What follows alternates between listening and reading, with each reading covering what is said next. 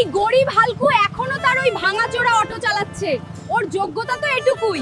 আরে রে গরিব হাল্ক, দূরে সর, আমার নতুন বাইকটা নোংরা করিস না।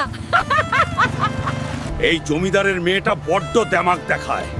একদিন এমন গাড়ি কিনবো যে পুরো গ্রাম দাঁড়িয়ে দেখবে। আরে ম্যাডাম, এই গাড়িটার দাম কত? এই গাড়িটা আমি কিনবো, সে যত দামিই হোক না কেন। আরে হালকু, এটা বুগাতি গাড়ি।